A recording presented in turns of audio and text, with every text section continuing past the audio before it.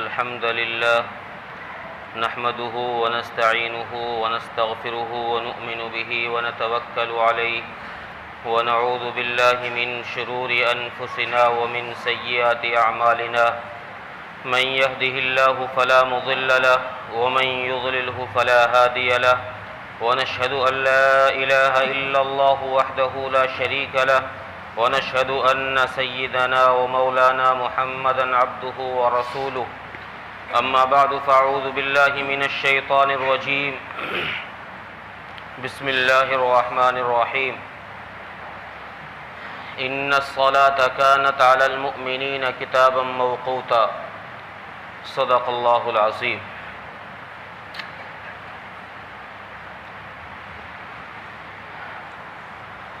محترم عزیزوں، بزرگوں، غیور نوجوان دوستوں اور بھائیوں،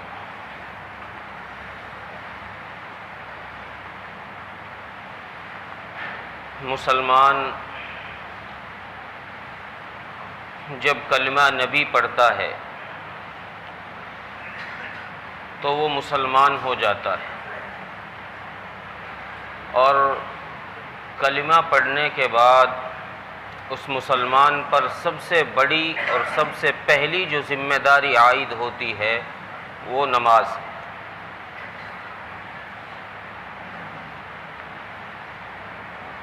نماز کا پڑھنا اور نماز کا ادا کرنا اس کے اوقات پر یہ فرض ہے ہر ایک مسلمان پر، اور سب سے پہلا فرض ہے۔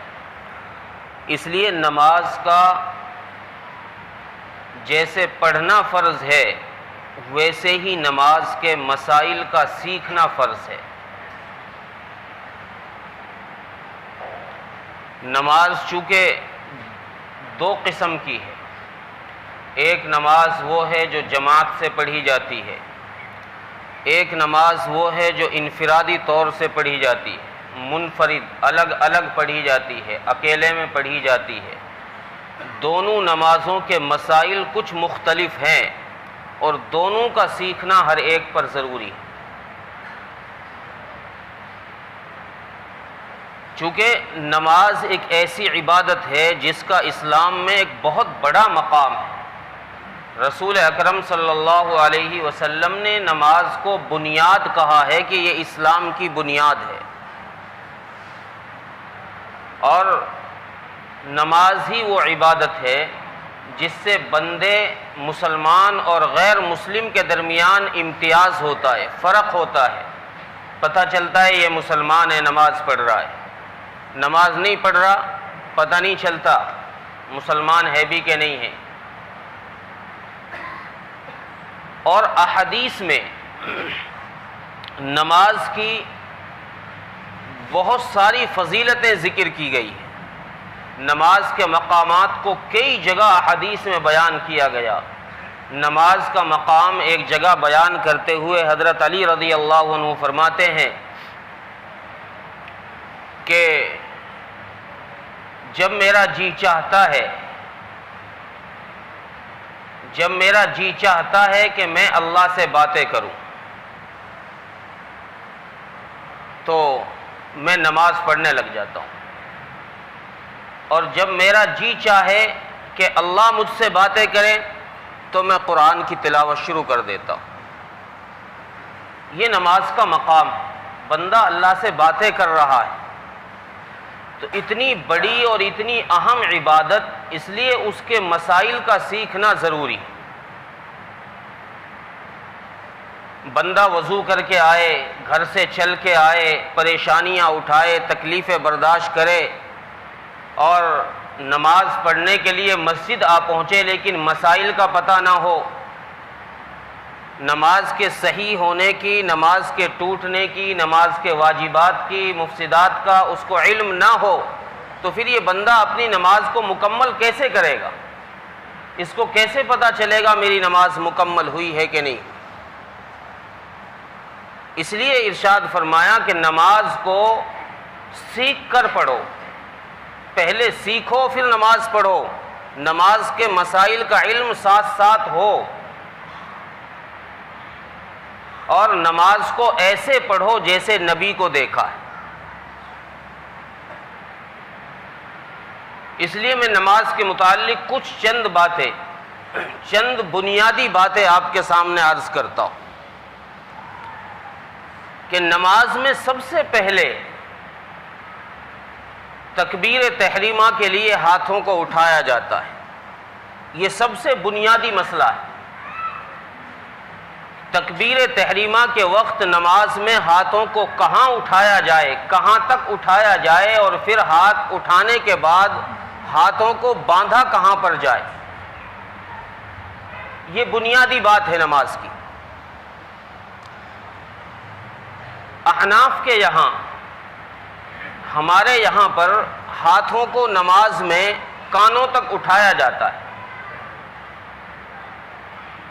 لیکن کچھ لوگ کہتے ہیں، کچھ لوگوں کا ہم پر یہ اعتراض ہوتا ہے کہ نبی سے ثابت ہے کہ نبی نے ہاتھوں کو کندھوں تک اٹھایا ہے، تو آپ اس حدیث پر عمل نہیں کرتے۔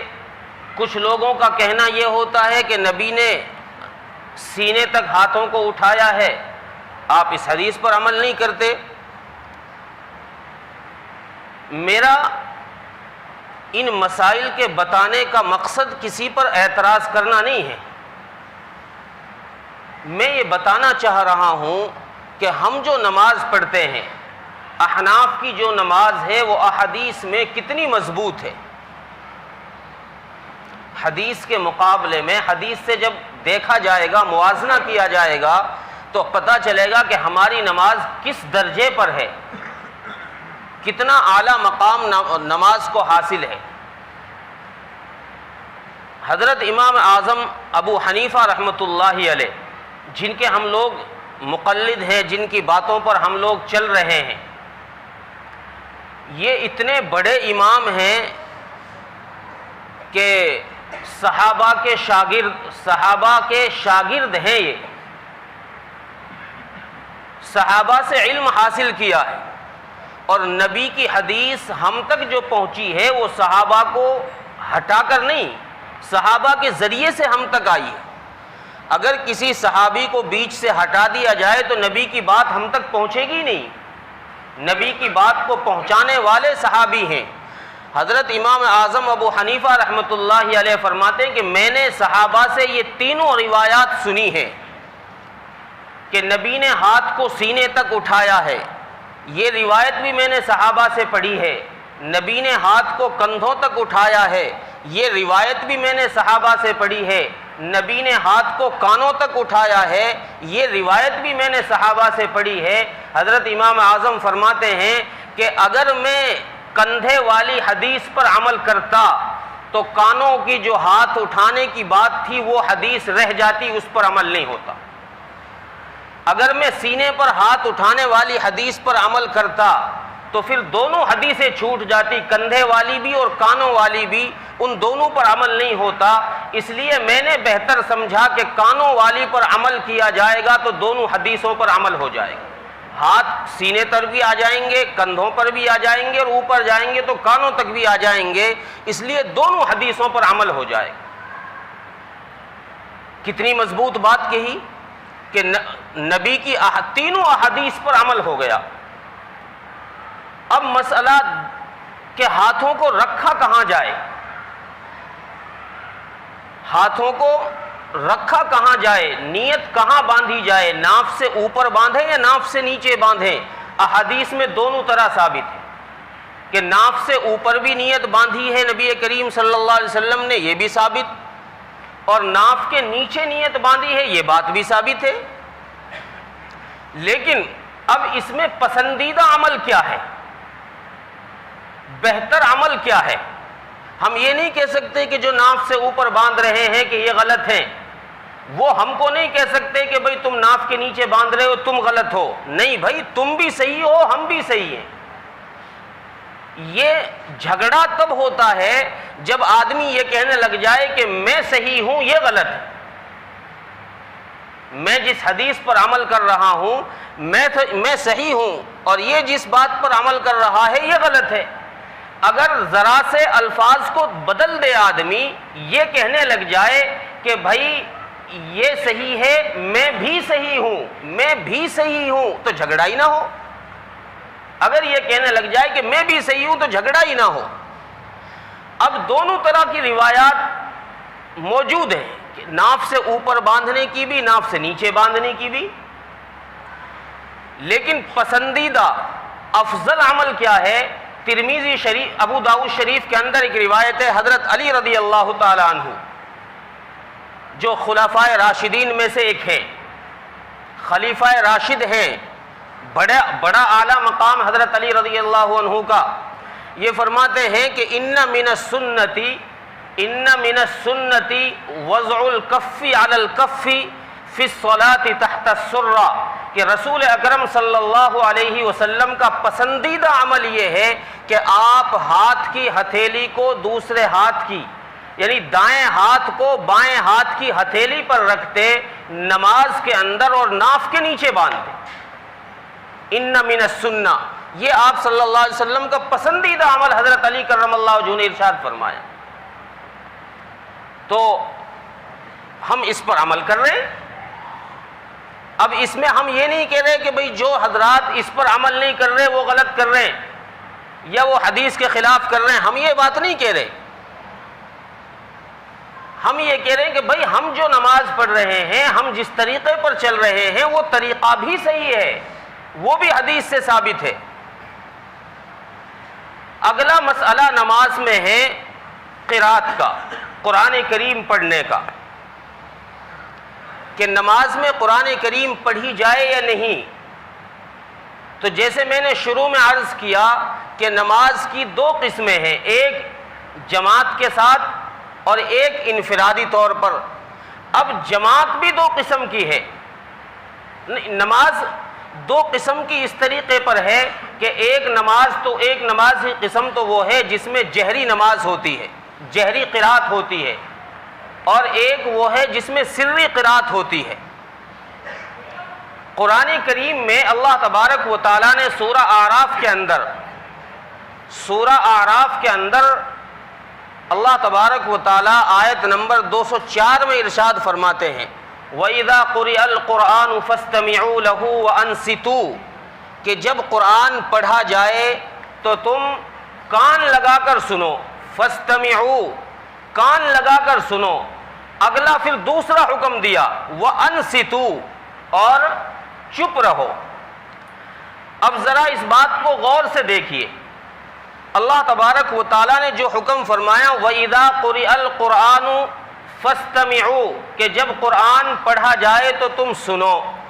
اب جب آدمی سنتا ہے تو سنتا وہی ہے جو چپ رہتا ہے، بولے گا تو سنے گا کہاں سے؟ بھائی میں کہوں بھائی اسد میری بات سنو، اب اسد اپنی اپنی بولتا رہے تو کیسے بات بنے گی؟ وہ سنے گا نہیں۔ پھر سننا کہتے ہی اس کو ہیں کہ یہ خاموش ہو جائے، دوسرے کی بات کان میں آئے، اس کو سننا کہتے ہیں۔ اب آگے سوچنے کی بات یہ کہ جب سننے میں چپ رہنا داخل ہو گیا، سننے میں جب چپ رہنا داخل ہے تو قرآن نے دوسرا حکم کیوں دیا وَأَنصِتُوا، چپ رہو؟ پہلے حکم میں ہی دونوں باتیں آ گئی تھی، چپ رہنا بھی اور سننا بھی، لیکن قرآن نے اگلا حکم کیوں دیا؟ مفسرین فرماتے ہیں کہ اس لیے دیا ہے اگلا حکم کہ نماز کی دو قسمیں ہیں، ایک نماز وہ ہے جو جہری ہے، جیسے فجر، مغرب، عشاء، یہ جہری نمازیں ہیں جن میں قرات آواز سے کی جاتی ہے۔ تو قرآن حکم دے رہا ہے کہ جب تم جماعت سے نماز پڑھو اور تمہیں امام کی قرات سنائی دے رہی ہو فاستمعوا، تو کان لگا کر سنو، دھیان سے سنو۔ اللہ کا کلام پڑھا جا رہا ہے، اب دھیان سے سنو۔ اگلی بات قرآن نے اگلا حکم اس لیے دیا، علماء فرماتے ہیں کہ اگلا حکم اس لیے دیا کہ نماز کی جو دوسری قسم ہے، سری نمازیں ہیں، ظہر اور عصر، ان میں چونکہ سنائی نہیں دیتا، اس لیے اللہ فرما رہے ہیں کہ سری میں جب تمہیں سنائی نہ دے رہی ہو قرات، جب نمازیں آہستہ پڑھی جا رہی ہوں، اس وقت بھی تم چپ رہو، اس وقت بھی کچھ نہیں پڑھنا۔ جہری نمازوں کے لیے فاستمعوا، کان لگا کر سنو، سری نمازوں کے لیے وَأَنصِتُوا، چپ رہو، اب بھی نہیں پڑھنا۔ اب یہاں پر کوئی سوال یہ بھی کر سکتا ہے کہ چلو قرآن نے یہ حکم دیا لیکن احادیث میں بھی یہ ہے، احادیث میں بھی یہ حکم ہے کہ جس شخص نے سورہ فاتحہ نہیں پڑھی اس کی نماز ہی نہیں ہوگی. جس شخص نے سورہ فاتحہ نہیں پڑھی اس کی نماز نہیں ہوگی، یہ احادیث میں. حضرت جابر رضی اللہ عنہ کی یہ حدیث ہے. تو حدیث، جیسے میں نے شروع میں عرض کیا کہ حدیث کو ہم تک پہنچانے والے لوگ صحابہ ہیں. جس صحابی نے یہ حدیث پہنچائی ہے کہ لا صلاۃ لمن لم یقرأ بفاتحۃ الکتاب، کہ بغیر سورہ فاتحہ پڑھے نماز نہیں ہوتی، اس حدیث میں کہیں یہ ذکر نہیں ہے کہ امام کے پیچھے ہو تب نماز نہیں ہوتی. جماعت کا ذکر نہیں ہے، خالی نماز کا ذکر ہے اس میں کہ نماز نہیں ہوتی. اس روایت کے راوی حضرت جابر رضی اللہ عنہ، یہ ترمذی کے اندر روایت ذکر کی ہے امام ترمذی رحمۃ اللہ علیہ نے کہ حضرت جابر رضی اللہ عنہ اپنے شاگردوں کو حدیث پڑھا رہے تھے. یہ حدیث جب آئی کہ لا صلاۃ لمن لم یقرأ بفاتحۃ الکتاب، کہ بغیر سورہ فاتحہ پڑھے نماز نہیں ہوتی، تو حضرت جابر رضی اللہ عنہ کے شاگردوں نے سوالیہ نشانوں سے استاد کی طرف دیکھا، حضرت جابر کی طرف، کہ حضرت کیا ہر نماز کے لیے یہ بات ہے؟ ہر نماز میں یہ بات ہے؟ تو حضرت جابر رضی اللہ عنہ نے جواب دیا اذا کان وحدہ، اما اذا کان وحدہ، کہ نہیں، یہ صرف اکیلے کے لیے ہے، تنہا کے لیے، کہ جب تم اکیلے نماز پڑھ رہے ہو تو پھر سورہ فاتحہ نماز میں پڑھو، پھر بغیر سورہ فاتحہ کے نماز نہیں ہوگی. تو جو صحابی روایت بیان کرنے والے ہیں وہ صحابی روایت کا مطلب بھی بیان کر رہے ہیں. جب ہم روایت صحابہ سے لے رہے ہیں تو مطلب بھی انہی سے لے. مطلب یہ نہیں کہ اپنی طرف سے تھوک دے، مطلب اپنی طرف سے نہیں، جو صحابی روایت بیان کرنے والے ہیں اس ترجمہ اور مطلب اسی صحابی سے لو. وہ صحابی مطلب یہ بیان کر رہے ہیں کہ رسول اللہ صلی اللہ علیہ وسلم کے بیان فرمانے کا مقصد یہ تھا کہ جب تم اکیلے نماز پڑھ رہے ہو تو پھر سورہ فاتحہ نماز میں پڑھو. یہ حضرت جابر نے روایت بیان فرمائی. اب اس سے پتہ چل رہا ہے کہ ہماری نماز، جو ہم نماز پڑھ رہے ہیں، اس نماز کو احادیث سے کتنی مطابقت ہے، حدیث کے کتنے مطابق ہے. اگلا مسئلہ ایک یہ ہے کہ نماز کے اندر سورہ فاتحہ کے بعد آمین کا کہنا، یہ بھی ایک مسئلہ ہے. میں مختصراً اس لیے عرض کر رہا ہوں کہ وقت کم رہتا ہے. سورہ فاتحہ کے بعد نماز کا کہنا، آمین کا کہنا، یہ بھی ایک مسئلہ ہے. رسول اکرم صلی اللہ علیہ وسلم سے دونوں طرح کی روایت ثابت ہے. ترمذی کے اندر ایک ہی صفحہ پہ دونوں روایت ہے. قال رسول اللہ صلی اللہ علیہ وسلم قال غیر المغضوب علیہم قال غیر المغضوب علیہم ولا الضالین قال آمین ومد بہا صوتہا، کہ آپ نے آواز کو آمین کہی اور آواز کو بلند کیا. اس کے بعد ہی روایت ہے وخفض بہا صوتہا، کہ آپ نے آمین کہی اور آواز کو آہستہ کیا. تو یہاں پر اس روایت سے اتنا پتہ چل رہا ہے کہ آپ صلی اللہ علیہ وسلم نے آمین زور سے کہی. ایک روایت سے پتہ چل رہا ہے کہ آپ صلی اللہ علیہ وسلم نے آمین آہستہ آواز سے کہی. لیکن یہاں اگر کوئی یہ بات کہہ دے کہ بھئی رسول اللہ صلی اللہ علیہ وسلم امام ہیں کہ مقتدی ہیں، تو پتہ چلے گا کہ رسول اللہ صلی اللہ علیہ وسلم تو امام ہیں، تو پھر مقتدی کا تو رفڑا ہی ختم ہو گیا، مقتدی کا تو جھگڑا ہی ختم ہو گیا. لیکن دوسری روایات میں رسول اکرم صلی اللہ علیہ وسلم نے ارشاد فرمایا کہ جب امام آمین کہے تو تم بھی آمین کہو، اور جس کی آمین فرشتوں کی آمین کے ساتھ مل گئی اس کے گناہ معاف ہو جائیں گے. اذا امنت آمین الملائکہ، جس کی آمین فرشتوں کی آمین کے ساتھ مل گئی تو اس کے گناہ معاف ہو جائیں گے. اس روایت سے پتہ چل رہا ہے کہ آمین اس لیے بلائی جا رہی ہے تاکہ فرشتوں کے ساتھ موافقت ہو جائے، آواز میں نہیں. آواز میں موافقت نہیں ہوگی. کیوں؟ اس لیے کہ آپ میں سے بتاؤ کس نے فرشتوں کو آمین کہتے ہوئے سنا ہے روزانہ نماز پڑھتے ہو؟ بتاؤ کس نے سنا ہے؟ کسی نے بھی نہیں سنا، فرشتوں کی آواز نہیں آتی۔ تو موافقت کس چیز میں ہوگی؟ موافقت شکل میں موافقت ہوگی کہ فرشتے اس وقت آمین کہتے ہیں، تم بھی آمین کہو۔ اب آمین زور سے آہستہ، چونکہ فرشتوں کی آمین کے ساتھ موافقت کرنی ہے تو فرشتوں کی آمین آہستہ سے آتی ہے، آواز نہیں سنائی دیتی، اس لیے تم بھی آہستہ آمین کہو۔ تو اس سے بھی یہ پتہ چلتا ہے کہ آمین کا آہستہ کہنا یہ حدیث کے موافق ہے، حدیث کے مخالف نہیں ہے۔ اور ہم یہ بھی، جیسے میں نے بار بار یہ بات عرض کر رہا ہوں کہ ہم یہ نہیں کہتے کہ جو زور سے کہہ رہے ہیں وہ حدیث کے خلاف کر رہے ہیں، میں کبھی نہیں کہتا، ہاں بھائی وہ بھی حدیث کے موافق کر رہے ہیں، لیکن ان کو بھی یہ کہنے کا حق نہیں ہے کہ ہمارے اوپر وہ طنز کسیں یا ہمیں کچھ کہیں کہ تم حدیث کے خلاف ہو، نہیں، ہم بھی حدیث کے موافق ہیں۔ ایک اگلا مسئلہ ہے نماز کے اندر رفع الیدین کا، جو ایک نئے قسم کے طبقے میں ایک بیماری کی طرح پھیل رہا ہے۔ نماز میں رفع الیدین کب کرنا ہے، کب نہیں کرنا، یہ بات صحیح ہے، صحیح احادیث سے ثابت ہے کہ رسول اللہ صلی اللہ علیہ وسلم سے دونوں طرح کی روایت ہیں، آپ نے رفع الیدین کیا، آپ نے رفع الیدین ترک کیا، دونوں طرح کی روایت ثابت ہے۔ لیکن آپ صلی اللہ علیہ وسلم سے جو روایات رفع الیدین کی ثابت ہیں، ان روایات میں آپ صلی اللہ علیہ وسلم نے رکوع جاتے ہوئے، رکوع سے اٹھتے ہوئے، سجدے میں جاتے ہوئے، سجدے سے اٹھتے ہوئے، دوسری رکعت کے لیے اٹھتے ہوئے، سلام پھیرنے سے پہلے رفع الیدین کرنا آپ سے ثابت ہے۔ تو یہ رفع الیدین کرنے والے اتنے سارے رفع الیدین کرتے نہیں کرتے، صرف 2 رفع الیدین کرتے ہیں۔ بھئی عمل کرنا ہے تو ان پر بھی کر لو، سلام سے پہلے، سلام پھیرنے سے پہلے آپ صلی اللہ علیہ وسلم نے رفع الیدین کیا ہے، دونوں سجدوں میں جاتے ہوئے آتے ہوئے آپ صلی اللہ علیہ وسلم نے رفع الیدین کیا ہے، عمل کرو ان پر بھی۔ ہماری احناف کے یہاں نہ کرنے پر جو عمل کیا جا رہا ہے اس کی وجہ یہ ہے کہ حضرت وائل بن حجر رضی اللہ تعالیٰ عنہ روایت کرتے ہیں، جو اس رفع الیدین کے راوی ہیں۔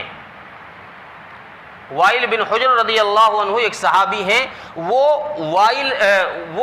راوی ہے ان احادیث کے جن میں رفع الیدین ثابت ہے۔ رفع الیدین کہتے ہیں نماز میں ہاتھ اٹھانے کو، جیسے تکبیر تحریمہ کے وقت ہاتھ اٹھاتے ہیں، اس طرح نماز کے درمیان میں ہاتھ اٹھانا، اس کو رفع الیدین کہتے ہیں۔ تو وائل بن حجر رضی اللہ عنہ یہ فرماتے ہیں کہ میں نے رسول اللہ صلی اللہ علیہ وسلم کو رفع الیدین کرتے دیکھا۔ اب ان کی 2 روایتیں ہیں، یہ یمن سے 2 دفعہ آئے ہیں رسول اللہ صلی اللہ علیہ وسلم کی خدمت میں، وائل بن حجر، دھیان سے سننا ہے بات، 2 دفعہ آئے، ایک دفعہ گرمیوں میں، ایک دفعہ سردیوں میں۔ گرمیوں والی روایت وائل بن حجر کی انہی صحابی کی صحیح بخاری کے اندر موجود ہے کہ رسول اللہ صلی اللہ علیہ وسلم نے رفع الیدین کیا، صحیح بخاری میں موجود ہے۔ انہی صحابی کی دوسری روایت سردیوں میں یہ ابو داؤد شریف کے اندر موجود ہے کہ آپ صلی اللہ علیہ وسلم نے رفع الیدین نہیں کیا۔ ابو داؤد کے اندر انہی صحابی کی روایت موجود ہے۔ اب ایک روایت سے پتہ چل رہا ان کی سے کہ نبی نے رفع الیدین کیا، دوسری روایت سے پتہ چل رہا انہی صحابی کی سے کہ رفع الیدین نہیں کیا۔ اب یہ کیسے پتہ چلے گا کہ صحیح روایت کون سی ہے، پہلی روایت کون سی ہے، بعد کی روایت کون سی ہے؟ تو جو ابو داؤد کی روایت ہے اس میں حضرت وائل بن حجر رضی اللہ عنہ فرماتے ہیں ثم اتیت النبی صلی اللہ علیہ وسلم، یعنی میں دوبارہ جب رسول اللہ صلی اللہ علیہ وسلم کے پاس آیا تو میں نے دیکھا کہ آپ صلی اللہ علیہ وسلم نے رفع الیدین نہیں کیا۔ پتہ چلا کہ سردیوں میں آنا حضرت وائل بن حجر کا یہ دوسری دفعہ ہے اور بعد کی دفعہ ہے۔ پہلی دفعہ جو آنا تھا وہ صحیح بخاری کے اندر ہے جو گرمیوں میں، اس میں رفع الیدین ثابت ہے۔ جو بعد والی روایت ہے جس میں دوبارہ یہ آئے ہیں تو اس میں رفع الیدین ثابت نہیں ہے۔ اس سے پتہ یہ چلا کہ رسول اللہ صلی اللہ علیہ وسلم نے رفع الیدین پہلے کیا کرتے تھے، بعد میں آپ نے چھوڑ دیا، بعد میں رفع الیدین آپ نے چھوڑ دیا ہے۔ اور ایسے بہت ساری مثالیں احادیث میں ہیں کہ جو عمل آپ صلی اللہ علیہ وسلم پہلے کرتے تھے اسلام میں جائز تھا، پہلے بعد میں نہیں کیا۔ جیسے نماز میں باتیں کرنا پہلے جائز تھا، صحابہ اکرام رضوان اللہ علیہم اجمعین نماز میں آتے، جماعت ہو رہی ہوتی، برابر والے سے آگے پوچھتے عبد الرحمن کتنی رکعتیں ہو گئی؟ جی 3 ہو گئی، نیت کرتا ہوں نماز فرض وقت یہ، اور اتنی رکعتوں کی نیت باندھ لیا آگے۔ اگلی نماز میں کوئی آیا، پوچھ لو بھائی کتنی رکعتیں ہوئی؟ جی 2 رکعتیں ہوئی، نیت باندھ لیتا 2 رکعت کی۔ تو یہ جائز تھا۔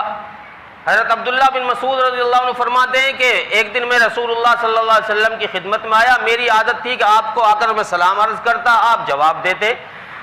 فرماتے ہیں کہ ایک دن آپ نے جواب نہیں دیا اور آپ نماز پڑھ رہے تھے، میں پریشان ہو گیا، میرے دل میں خیالات دنیا بھر کے آنے لگے کہ پتہ نہیں نبی کریم صلی اللہ علیہ وسلم اب سے پہلے سلام کا جواب دیتے تھے، آج میرے کس بات سے ناراض ہو گئے؟ اگر میری اس حالت میں موت آ گئی تو میرا کیا بنے گا، میرا کیا ہوگا؟ وہ الگ الگ طرح کے خیالات میں مبتلا ہوئے۔ رسول اللہ صلی اللہ علیہ وسلم نے جب نماز سے سلام پھیرا، نماز سے فارغ ہوئے تو حضرت عبداللہ کے سر پہ ہاتھ رکھا، فرمایا بیٹا اللہ تبارک و تعالیٰ اپنے احکام میں جو چاہتا ہے تبدیلی فرماتا ہے۔ اللہ نے قرآن کی آیت نازل فرما دی وَقُومُوا لِلَّهِ قَانِتِينَ کہ نماز میں اب مؤدب کھڑے رہو، اب بات کرنے کی اجازت نہیں۔ تو ایسے بہت سارے عمل ہیں جو شروع اسلام میں جائز چل رہے تھے، بعد میں اللہ نے ان کو منسوخ کر دیا، بعد میں رسول اللہ صلی اللہ علیہ وسلم نے ان کو ترک کر دیا۔ تو ہم بھی یہی کہتے ہیں، احناف کی یہ دلیل ہے کہ وائل بن حجر کی جو روایت ہے جو بخاری کے اندر ہے، یہ پہلی روایت ہے۔ شروع اسلام میں رفع الیدین تھا، بعد میں آپ نے ترک کر دیا، اس لیے انہوں نے دوسری روایت میں رفع الیدین کا ذکر ہی نہیں کیا۔ تو اس لیے بھائی عزیز و بزرگو دوستو، اپنی نمازوں کو سیکھ کر پڑھے، اور نمازیں موبائل کے ذریعے سے نہ سیکھیں۔ یوٹیوب سے مولوی مفتی نہیں بنو گے، یوٹیوب کے ذریعے سے، گوگل کے ذریعے سے محدث نہیں بنو گے۔ یہ بات کان کھول کے سن لینا، گوگل اور یوٹیوب پہ کتنی ساری کیا 99% وہ کتابیں ملیں گی جن میں من کے ترجمے کیے ہوئے ہیں، حدیث کے الفاظ عربی کے کچھ اور ہیں۔ اب چونکہ آج کل کے چھوروں کو پتہ تو ہوتا نہیں ہے، عربی کا تو علم نہیں ہے، وہ ہندی انگلش جانتے، ترجمہ پڑھتے، ترجمہ اس میں اپنے من کا لکھا ہوا ہوتا ہے۔ اس لیے اگر کسی کو کوئی مسئلہ ہو تو ایک تو وہ صحیح کتاب جا کر دیکھے مدرسے میں، جو حدیث کی صحیح کتاب ہے۔ موبائل پہ صحیح کتاب نہیں ملے گی آپ کو جلدی سے، اور پھر ترجمہ بھی انہی علماء سے پوچھے، یہ کسی صحیح شرح سے دیکھے، من کا ترجمہ نہ دیکھے۔ موبائل پہ آپ کو بہت ساری چھوٹی چھوٹی کتابیں صحیح بخاری صحیح مسلم کے نام سے مل جائیں گی، جن میں لوگوں نے اپنے پسند کی حدیثیں چھانٹ رکھی ہے، ان میں اپنا پسند کا ترجمہ کر رکھا ہے، چھوٹا سا ٹائٹل بنا رکھا ہے، ان کو چھوڑ رکھا ہے موبائل پر کہ یہ صحیح بخاری یہ صحیح مسلم۔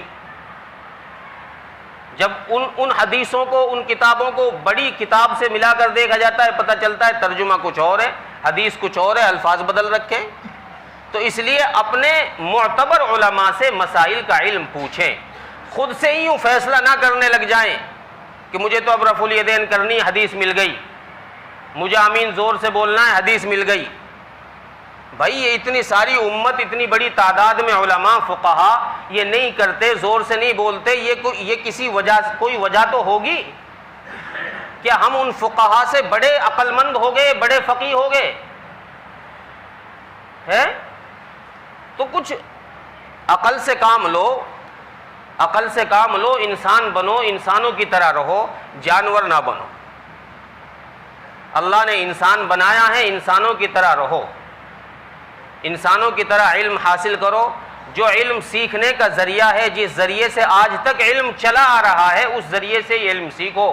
کسی کو اپنا استاد بناؤ، موبائل استاد نہیں بن سکتا، گوگل استاد نہیں بن سکتا تمہارا۔ کسی استاد کے قدموں میں جا کے بیٹھو، کسی کی جوتیاں سیدھی کرو، جوتیاں سیدھی کرے بغیر علم نہیں آ سکتا۔